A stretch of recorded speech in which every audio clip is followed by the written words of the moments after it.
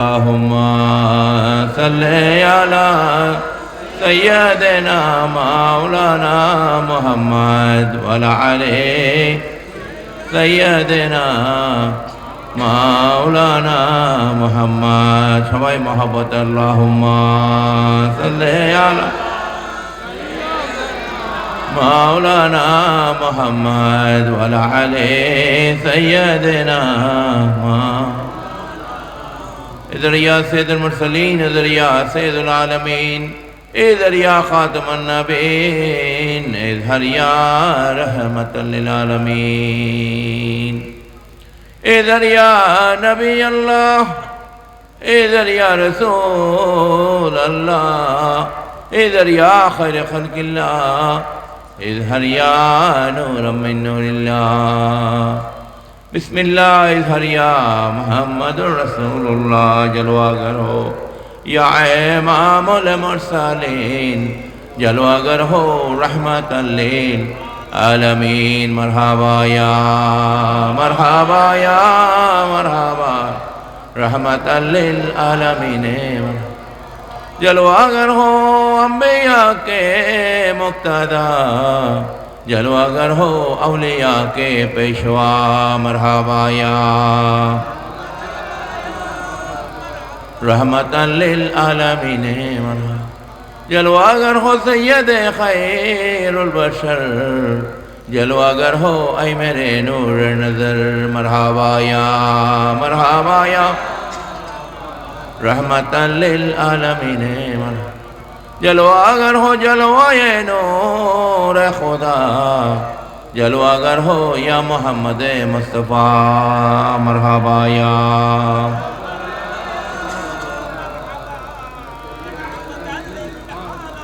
قصیدہ حضرت غوث الاعظم مجمندار حضرت شاہ احمد اللہ قادری حضرت شاہ احمد اللہ قادری قطب الاقطاب بلاد مشرقی غوث الاعظم شاہ مجھے بھنڈاری آج چراغ امتان احمدی مرحبا یا غوث الاعظم مجھے بھنڈاری مرحبا مرحبا یا مرحبا یا مرحبا غوث الاعظم شاہ غلام الرحمن مرحبا مرحبا یا مرحبا یا مرحبا غوث زمان ابو البشر مرحبا مرحبا یا مرحبا یا مرحبا غوث الوارا معین بابا مرحبا غوث العظم মজবন্ডারি মারহাবা। আল্লাহ পাক বলছেন ওনাকে অনেক উদ্দেশ্য আমি পাঠিয়েছি পৃথিবীতে, খাতামুন নবীনকে রহমতুল্লাহ আলামিন করে পাঠিয়েছি এবং সবচেয়ে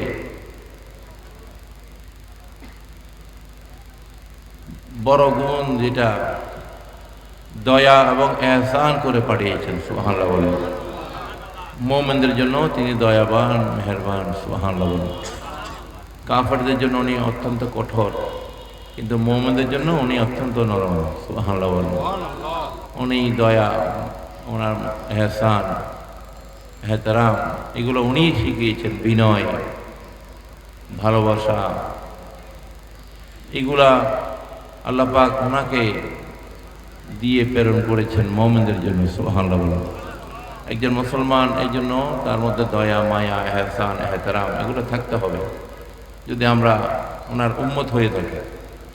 ওনার আখলাকুন নবী আমাদের মধ্যে প্রতিষ্ঠিত থাকতে হবে। উনি এই পৃথিবীতে এসে আল্লাহর পক্ষ থেকে শুধু দিন কায়েম করেন নাই, উনি একটা সমাজকে পরিবর্তন করেছেন, একটা রাষ্ট্রকে পরিবর্তন করেছেন। এই আরবের এই আইমে জাহেলিয়াতের যুগে এই বর্বর অসভ্য জাতিটাকে উনি সভ্য করেছেন, সুবহানাল্লাহ বলেন। ওনাকে অনেক সময় তলোয়ার নিয়ে যুদ্ধ করতে হয়েছে, যুদ্ধের নেতৃত্ব দিতে হয়েছে, অনেক সময় ক্ষুধার জ্বালায় উনি পেটে পাথর বেঁধেও ছিলেন। এমন একটা সময় যখন কাফেররা 3 বছর হাশিমি বংশের যারা সদস্য ছিল তাদেরকে একঘরে করে রাখা হয়েছিল শুধুমাত্র আমাদের নবীর জন্য। এই আবু জাহেলরা, আবু লাহাব, উতবা, সাইবা তারা কন্ডিশন দিয়েছিল, তোমরা মুহাম্মদকে তোমাদের কওম থেকে বের করে দাও, তোমাদের বংশর মধ্যে যে এই যে আরবের মধ্যে গোত্র ছিল, গোত্র থেকে বের করে দিতে হবে।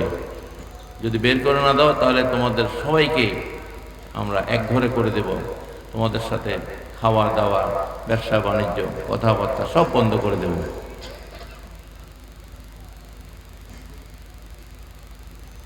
তখন সমস্ত হাশিমি বংশ বলেছেন, আমরা মুহাম্মদকে ছাড়তে পারবো না, দরকার হলে আমরা এক ঘরে থাকবো, তারপর আমরা মুহাম্মদ সাল্লাল্লাহু আলাইহি ওয়াসাল্লামকে আমরা ছাড়তে পারবো না।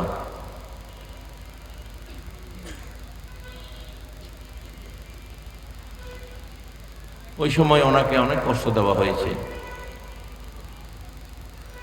এইভাবে উনি এই আরব জাতিকে এবং সারা বিশ্ববাসীর মধ্যে ইসলাম প্রতিষ্ঠিত করেছেন দয়া, ভালোবাসা, প্রেম, মহব্বতের মাধ্যমে। উনি চাইলে অনেক রিভেঞ্জ দিতে পারতেন এই মক্কাবাসীর উপরে, কুরাইশদের উপরে। যখন উনি মক্কা বিজয় করলেন তখন ওনার ক্ষমা, যেটা ইসলামের মূল দর্শনের একটা দর্শন, সেই ক্ষমার উদাহরণ উনি দেখিয়েছিলেন। সুবহানাল্লাহ বলেন।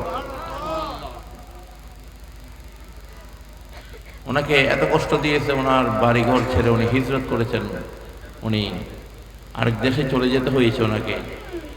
ওনার সাহাবীদের, অনুসারীদেরকে অত্যাচার, নির্যাতন, এমনকি অনেককে হত্যা করা হয়েছে, শহীদ করা হয়েছে, তারপর উনি ক্ষমা করে দিয়েছিলেন। তায়েফের জমিনে যখন উনি গেলেন ইসলাম প্রচার করার জন্য, তখন তায়েফের কাফেররা ওনার উপরে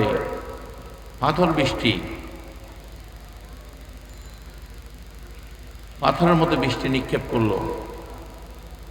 পাথর বৃষ্টি যেভাবে হয় সেরকম পাথর দ্বারা ওনার উপর আঘাত করতে লাগলো।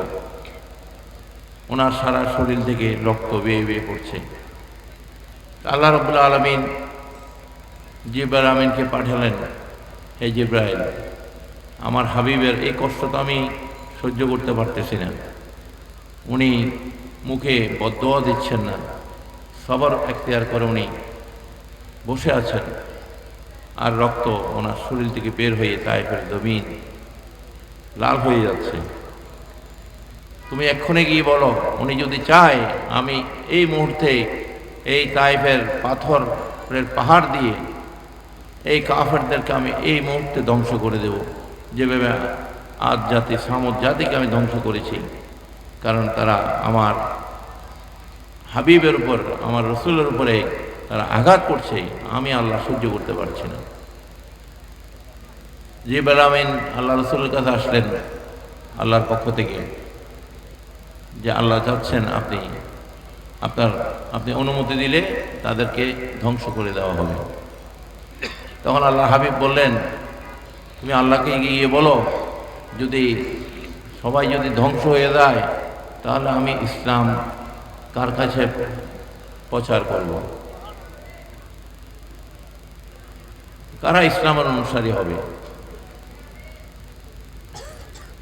আমি আল্লাহর কাছে তাদের হেদায়েতের জন্য আমি ফরিয়াদ করছি, আল্লাহ যেন এদেরকে হেদায়েত নসিব করে দেন। সুবহানাল্লাহ।